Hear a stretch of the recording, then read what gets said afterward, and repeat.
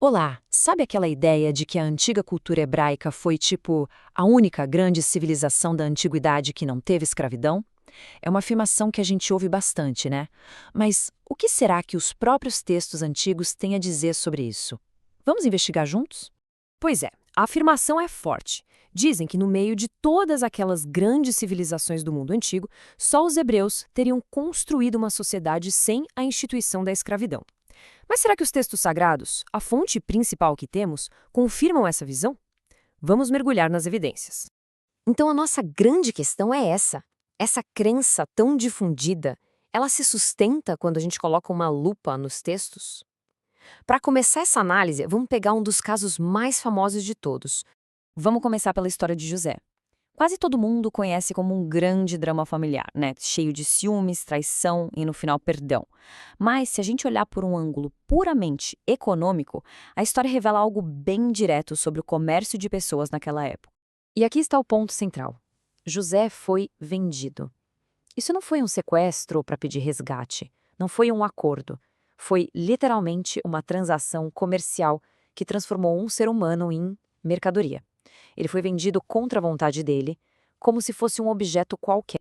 E olha, isso não foi um ato impensado, aleatório. Existia toda uma cadeia comercial bem definida. Os irmãos agiram como os vendedores. Os mercadores ismaelitas foram os intermediários, os atravessadores. E lá na ponta, um oficial do Egito foi o comprador final.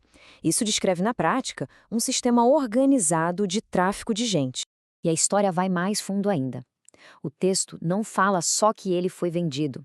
Ele especifica o preço exato que foi pago por José. E esse detalhe nos conecta a um sistema muito maior e, pasmem, regulado.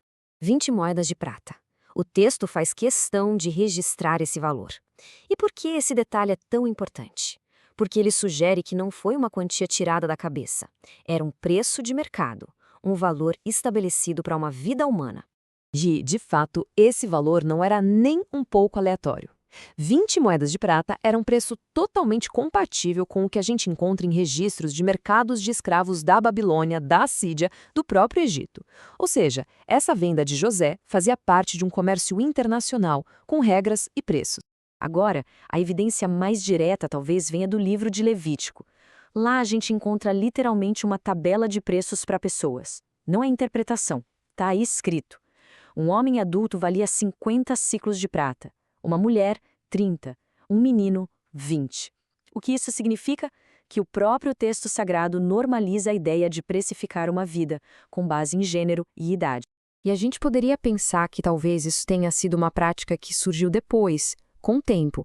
Mas não, ela estava lá desde o comecinho, na casa do patriarca fundador, o próprio Abraão.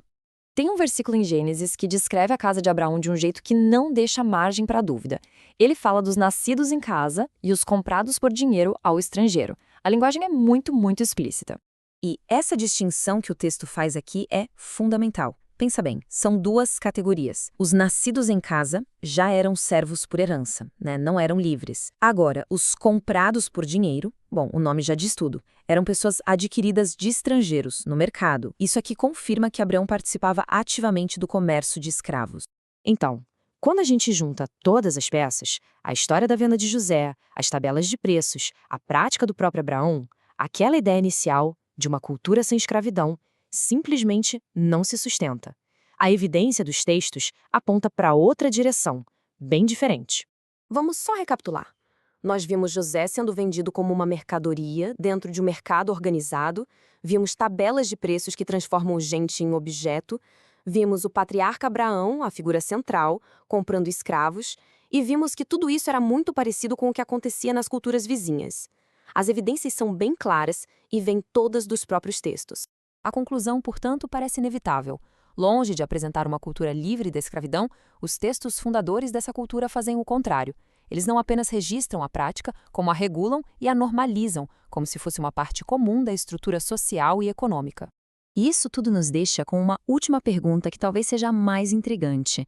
Se as evidências dentro dos próprios textos são tão diretas, por que essa ideia de uma cultura sem escravidão ainda é tão forte e persistente? É uma questão que diz muito sobre como a gente lê a história e como as crenças são construídas, né? Fica aí a reflexão.